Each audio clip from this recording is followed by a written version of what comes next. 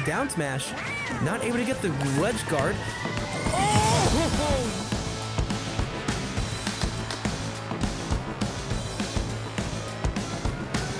Defense. Nexus is huge. Oh, you're gonna get twice!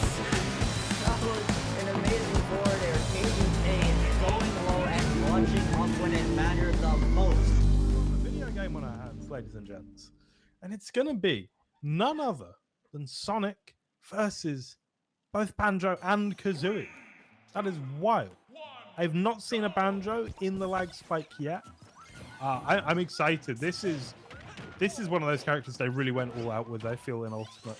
Just so much creativity. So faithful somehow to a character who, you know, isn't naturally that obvious a choice for a fighting game. But yeah, here we are, Banjo and Kazooie versus Sonic, and I feel like, you know, these are pretty opposites. We've got Banjo and Kazooie, very tricky. They hit pretty hard, a lot of projectiles. It's all a bit funky though. It's all a bit technical. Whereas Sonic is, dare I say it, a very straightforward character. You know, use your moves. They're all pretty good, and they all hit in a fairly conventional way. There's not a huge amount of setup. It's just, you know, just run in and hit your buttons. That is going to be the first stock rather. Going to Sonix. Ooh. Catching these grenades very well. Keeping. Oh no. They get back. Dear Lord. It's so scary at the edge versus a Sonic. The up B especially. So scary.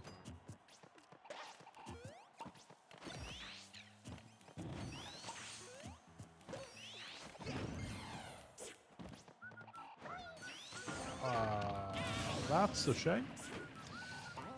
That is a real shame.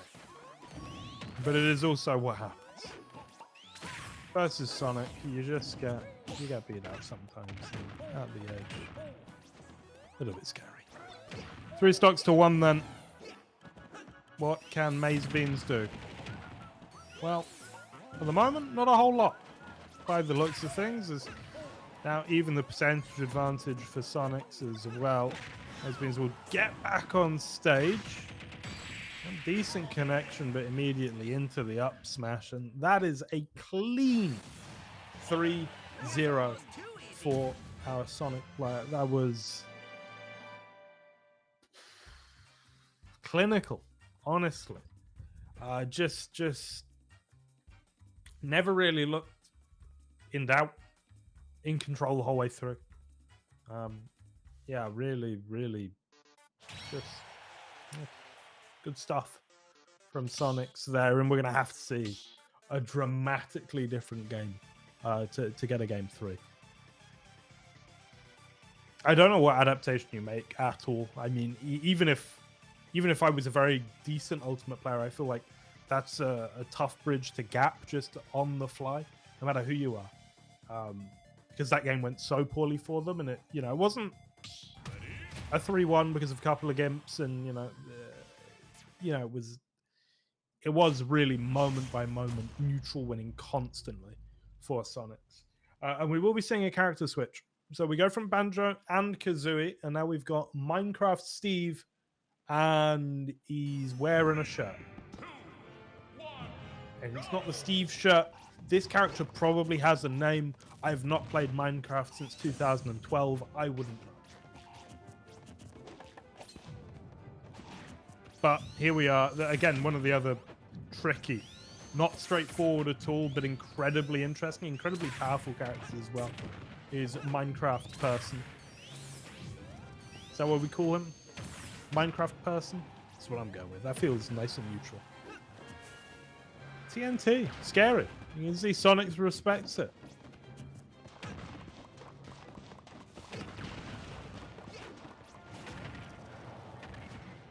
Oh, the double hit with the minecart. Absolutely brutal. But look, I feel like in some ways, Mazebeans is bringing nunchucks to a gunfight. It's like, yeah, they can hurt, but you got to put so much setup in, and it's like, Sonic he's charging up. He's coming at you. He's hitting you with fairs that look like fairs. It's all a bit simple. Gotta go fast, as they say. And yeah, I mean, Minecraft person has some decent buttons, for sure. But it's tough. It's really tough. And one stock advantage, 50% the difference. Just trying to get a resource to work with or two, and then go in for the attack. A couple of F smashes, both off the mark, and that's going to be Sonix doing the business now. Okay, caught out that, but it is really, it's a little bit rough to watch right now, as well. Things do turn around a little bit, and it could well be a sign of things to come. Off the edge now, doesn't get the gimp up. Still doing okay, a whole lot better than they were at the beginning of this game, and infinitely better than when they were on the Banjo and Kazooie. Once again, looking for that lava block finish. Doesn't quite come off, but this is a game. This is a competitive game right now.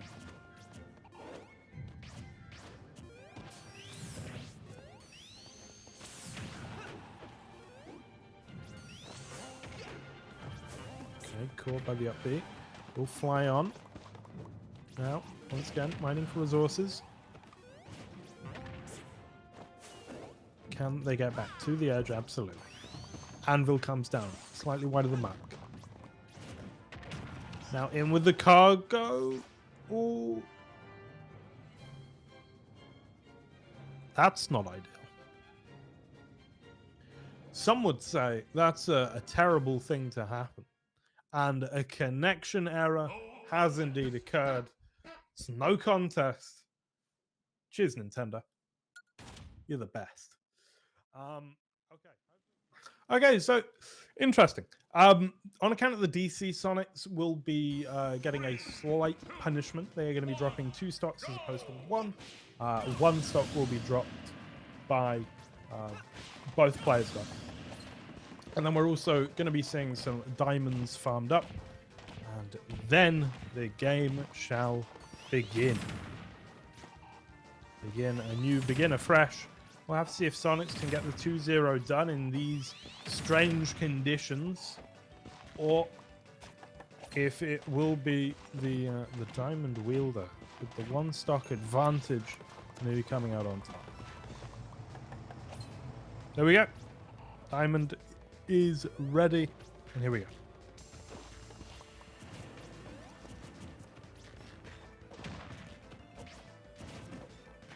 Already looking good right now.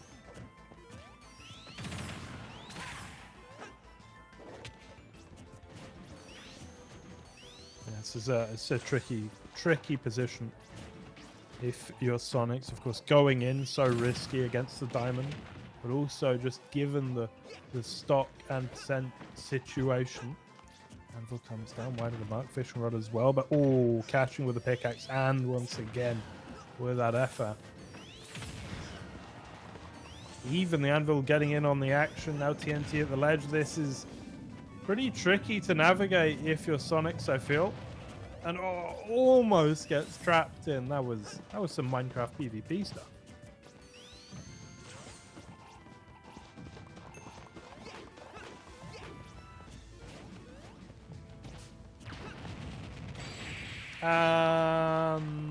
Living. Oh, dear Lord, the space. So precise. Okay, Sonix brings this one into contention. No diamonds on deck now.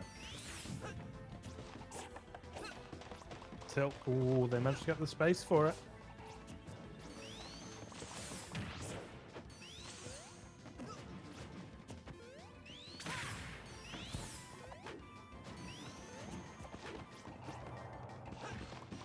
Just seeing both throughout, little probes, little pokes here and there. No one's committing to a full-on assault. And Sonix still manages to thread the needle, caught by the lava though.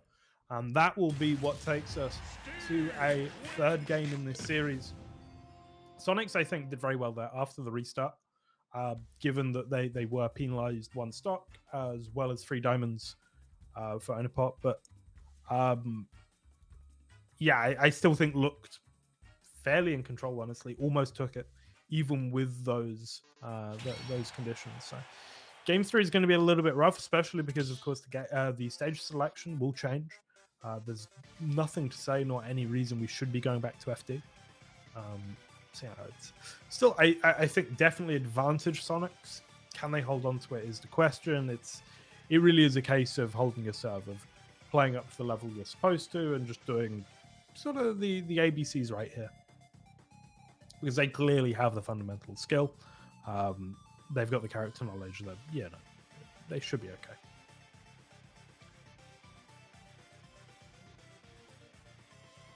This is, of course, the 77th edition of the Lagspike, which I believe I heard there was something like 2 weeks where it hasn't gone on. So this is almost consecutively for over a year, which makes it a pretty long-running tournament, especially, with that sort of regularity. Quite impressive. And the games have been really good in the last few weeks. Especially love when we get to see analysis on those fighting game characters. But nice diversity. Seeing somewhat stranger characters like the Banjo-Kazooie. We saw Duck Hunt last week. We've got, of course, right now the Minecraft character.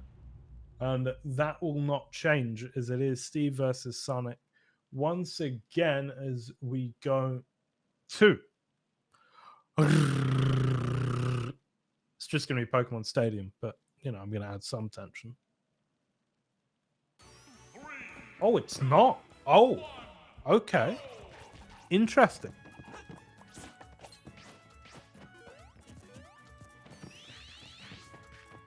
I don't know what to think about this. I really don't. I guess it must be good for Sonic. Currently then trying to build themselves a little bit of a shelter and while home get some resources. You can see already Sonic's on top of this. A flurry of aerials.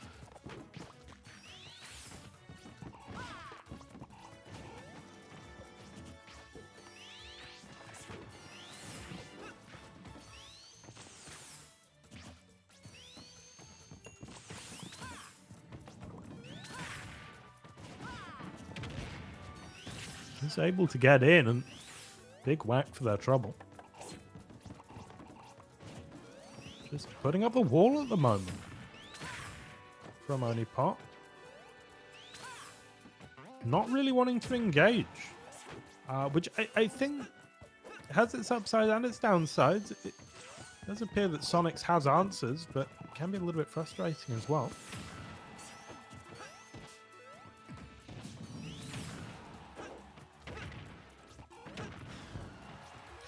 Caught out in the air there. One more hit should do it, I feel. One solid one from Sonix. But once again, going mining.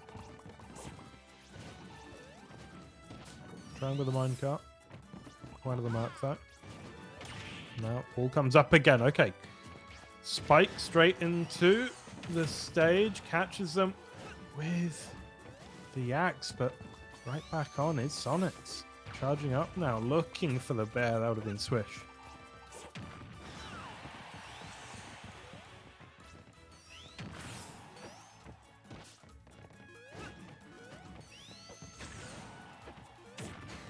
Look at this. Both such high percent that will finally be the stock taken for Sonix. Interesting to see how they play in this situation. And, well, it feels like no different. Just straight in. But Anvil catches them out. 27% going to be the advantage. Make it 36 by the time the vulnerability fades.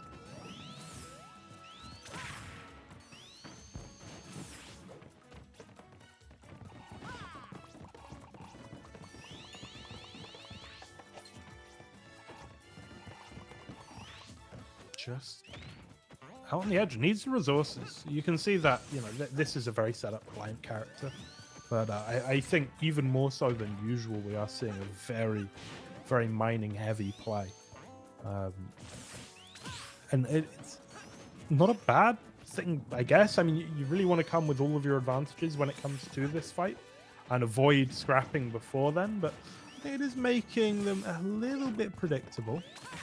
But still, you know, we have seen it be quite challenging to get in, but once Sonix does get in, it typically is the stock in short order.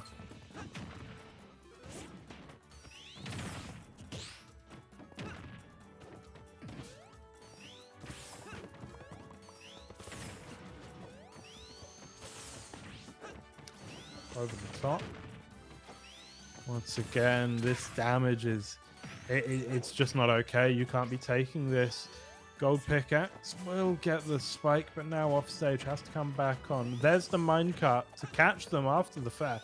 Very nice indeed, and needs a little bit more where that came from to really be in contention in this series anymore. Up B will be enough to get back on stage, and you see a bit of hesitation, didn't know whether to fight or to mine, and oh, it's a little bit of a bait. Very nice indeed, but now that they're off stage, straight into the anvil, out the lava, though. We tech those. What is happening? As they are just sending each other flying over and over again. Fishing line isn't going to connect. Minecart will, though.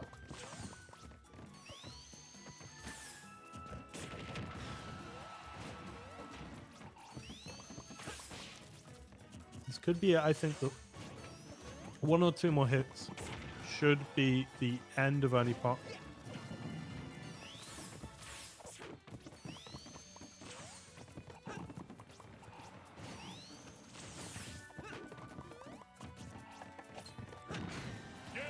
And there it is.